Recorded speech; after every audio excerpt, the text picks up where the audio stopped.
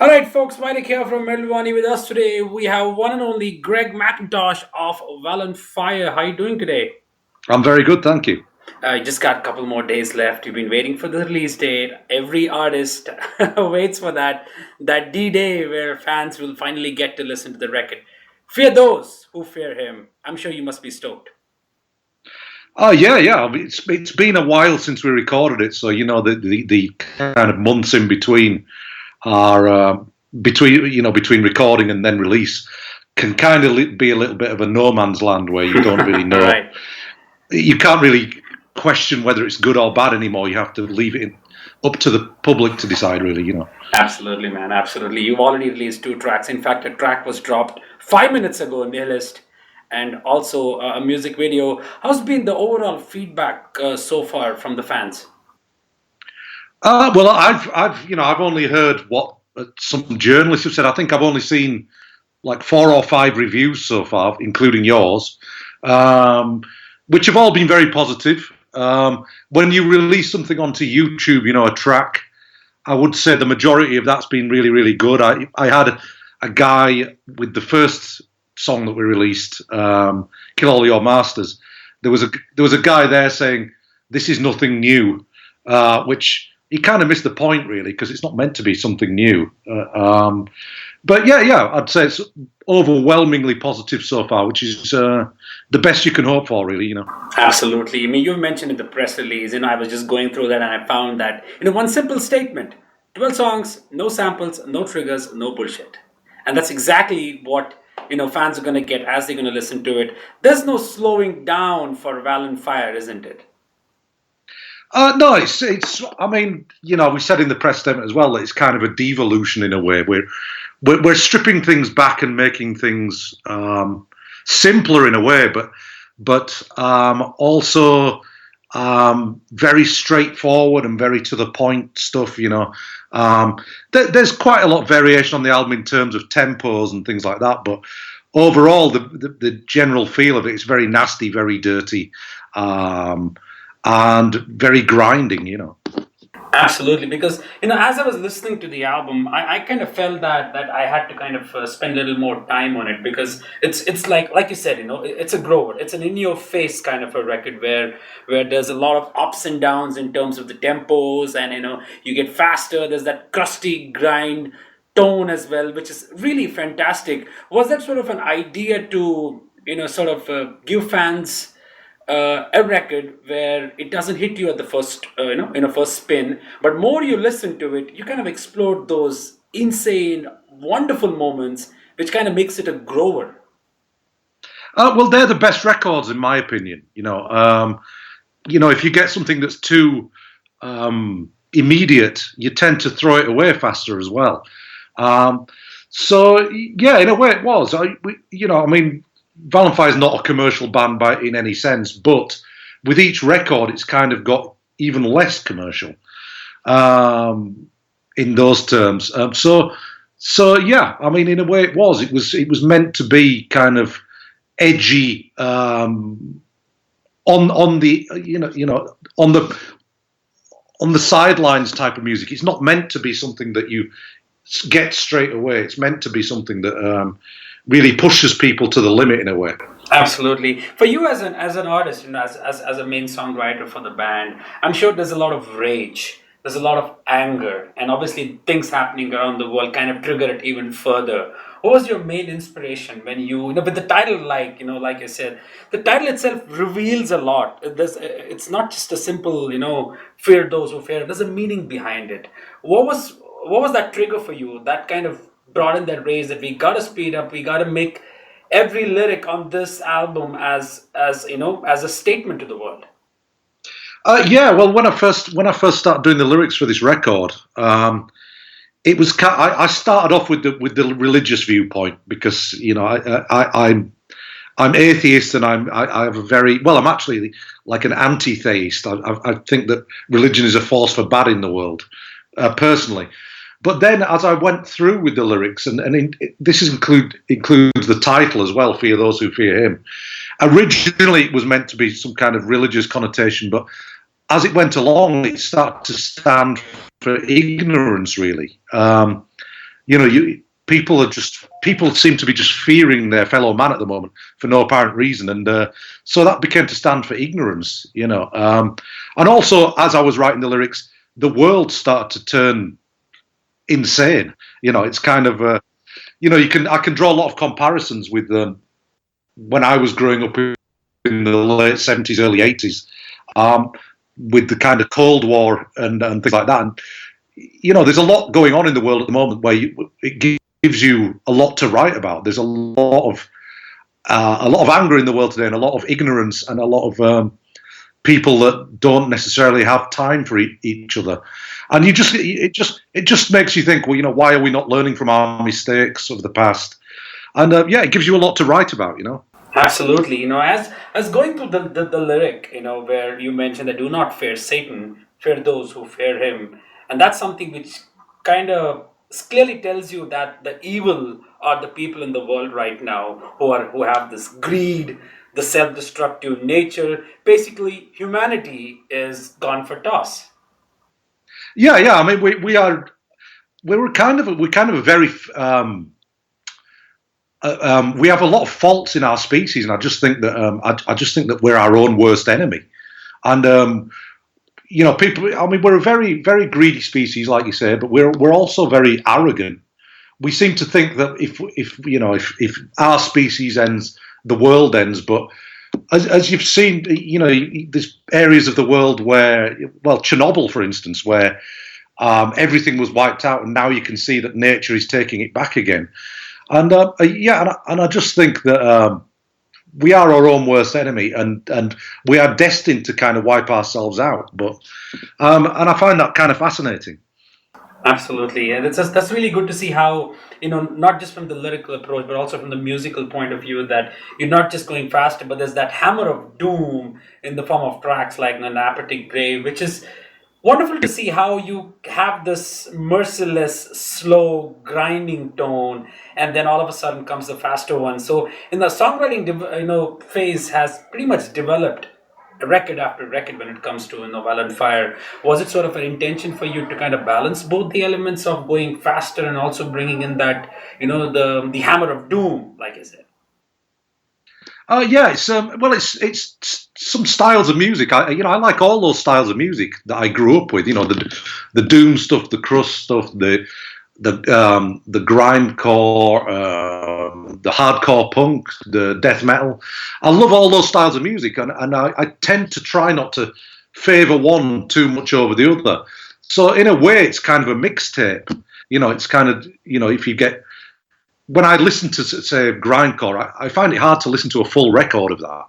I might listen to 2 or 3 tracks and then switch over to something completely different, and that kind of shows in the way I've written this record. It's kind of like you'll hear a couple of slow things, and then all of a sudden it'll switch to something that's grindcore. And I think that's just because I get bored easily. Oh yeah, that's true. And the soloing on these songs are phenomenal, and the overall riffing on the album is it wonderful. Shows how the arrangements, how the structure is. That kind of shows a development in songwriting, as I mentioned earlier. And you and Hamish are like, you guys make a good that mesmerizing cacophony of sound, of these tones which you guys bring in together. You blend seamlessly. There are tracks after tracks where I feel the same. How is the bond of songwriting you have with Hamish when it comes to VALLENFYRE? Well, Hamish comes from a much more of a doom background than I do. He's very, he loves all the real slow stuff more. And like Scoot, our old bass player, he was very much from the crust element, and I come from hardcore punk and death metal and doom. So we all brought our own things to the table in terms of putting the songs together. And I think myself and Hamish on this one, we've really kind of, like An Apathetic Grave, like the initial opening riffs on that song are very much Hamish's thing. And then I developed it into a full song. So I think we all bring a little bit to the table in terms of songwriting, and like you said, I think we blend very well together, and hopefully it gives VALLENFYRE its own stamp now. After 3 records, we're kind of developing our own sound, hopefully, a little bit now. Yeah, Absolutely, absolutely. And you're the chief rock writer for VALLENFYRE as is, and also for Paradise Lost. And you write the fastest stuff. You write the doom, the crust, the hardcore, everything that's there in your mind, the influences. Does it sometimes happen that okay, you've written a song and you're like, I think this is good for Paradise Lost, and then you write some song, it works out well for VALLENFYRE, or it's just that at a given moment you only focus on one band at a time? well, historically, I've just concentrated on one band at a time. But when I was writing the new VALLENFYRE record, Paradise Lost signed to Nuclear Blast Records, and Nuclear Blast said they wanted an album quicker than I thought they would. So while I was writing this new VALLENFYRE album, I had to start writing the new Paradise Lost at the same time. So I had to really get a clear line in my head of which song, what style of song suited which band best. And I think I've separated it quite well, because you get a very different feel when you listen to a band like Paradise Lost as to when you listen to a band like VALLENFYRE. You know, I separated it completely out in my head as to which should be which. You know, it's more melancholy and refined, the sound of Paradise Lost, whereas it's very nasty and angry and putrid, the sound of VALLENFYRE. So yeah, I have a very clear view in my head how it should separate out. Paradise Lost is kind of the grown-up, responsible version of me, and VALLENFYRE is the teenage, reckless version of me. I like that description. That's phenomenal. But due to the pressure, like you said, there was a pressure of delivering an album. Does it sort of, as an artist over the years, it's been decades now, does it bring out the best in you under pressure when you were writing for the Medusa, or was it something which you kind of impacted the songwriting somewhat, some way, bits and pieces? Nobody likes deadlines, I don't think. It's not something that anyone relishes, but I think it's kind of a necessary evil in a way, so that bands don't spend too long, because there's such a thing as spending too long on songs as well, where you kind of maybe overthink stuff, and make things too convoluted. So yeah, I mean, the deadline that we had for the new Paradise Lost Medusa has kind of helped make it very to the point stuff. So I mean, a lot of people haven't heard the Medusa stuff yet for Paradise Lost, but it's very much a doom metal album, but not in the same way that the doom stuff on VALLENFYRE is. So yeah, I kind of had to work to these deadlines and use them to my advantage in a way. Absolutely. The album is already recorded and mastered. It's coming out in September, and fans, of course, are waiting for it. But for you, keeping in mind that Plagues, that the last album was such a phenomenal one, how would be the expectations from the fans for this? Because it's a challenge every time a band writes an album which goes insanely well, everyone loves it, and then you have a new record, kind of builds up that sort of expectation, that pressure that we have to outdo the previous one. Yeah, well, with Paradise Lost, we don't really do that. We kind of, when we do time to write a new record, we kind of forget that we have any history at all, and try and just think, right, what do we like right now, and what's the best material that we can write in that vein right now. So the new record, Medusa, for Paradise Lost is like I say, a doom metal record. It carries on in a way from where the track Beneath Broken Earth of the last, yeah, well, that track turned out way better than we thought and became our favourite song from Plague Within. So the new record Medusa kind of carries on from where that left off. And also, if I was asked by a Paradise Lost fan what the new record, what it's like in terms of style from our history, I would say somewhere between the Gothic album and the Shades of God album in a way. But yeah, it's very, very slow record. It's very heavy, but it's less commercial, less instant than the Plague Within. It's more of a grower, to coin your phrase from what you mentioned earlier about the VALLENFYRE album. Right, right. It's really funny how some of the some fans of Paradise Lost always want you guys to go back to the Gothic era, the Draconian era, and here you are trying to bridge that gap between experimenting and still carrying the spirit of the old days to be precise. And that's something which is wonderful, that you guys are trying to maintain a good balance of having the death metal roots, but you don't forget doom. That's what made Paradise Lost what it is today.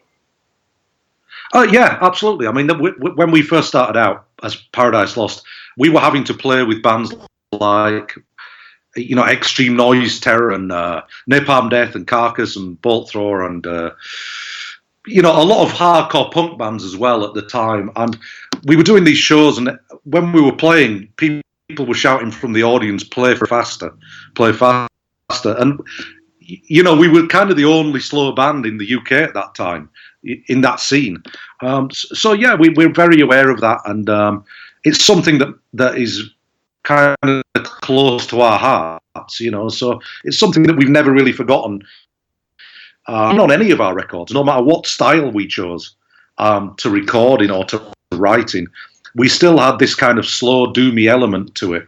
Absolutely, that's really good to hear. And I love Nick's vocals on Plague, and also the Blood Bath was phenomenal. Your vocals on VALLENFYRE are phenomenal. I mean, it's bone chilling. You guys are like cracking it out one by one, which is phenomenal. When you talk about the Medusa, how involved are you and Nick when it comes to vocals? I'm sure majority of it is Nick, but when you saw him in the studio belting it out, the vocal parts and your vocal parts as well, how was the overall feeling? How the overall feeling is? Well, I mean, Nick is the vocalist for Paradise Lost. We I keep it very separate. Like I said, I'm the vocalist in VALLENFYRE. He's the vocalist in Paradise Lost. We don't cross that line, really. But the overall feeling is very good. I mean, I'm very pleased with how the vocals turned out on Fear Those Who Fear Him. And Nick, on the new record with Medusa, we tried out a lot of different vocal styles. When we were writing the new record, Medusa, but it turned out that probably 80% of the record, or maybe more, are gruff vocals on the new Paradise Lost. But I think he's actually improved since the Plague with him, because he was kind of finding his feet. When he did the Bloodbath record, Grand Morbid Funeral, and when he did the Plague Within, he was kind of rediscovering his gruff voice, and I think on Medusa he's perfected it, his new sound. So you'll have to wait a while till September to hear that. Absolutely, that was wonderful. So if we had to sum up the record, Fear Those Who Fear Him, in a sentence, what would you say? I'd say it's in a sentence. It would have to be it's rancid, rotten, dirty, and simplistic. Love it. I love this discussion. Phenomenal, man. That's really great to hear. Good luck with the release, and also with all the tours and shows and everything coming up. Thank you so much. We, the fans in India, definitely will look forward to see you guys sometime next year. But till then, definitely I'll catch you in Europe. Okay, thank you very much. Take care, buddy. See ya. See ya. Bye.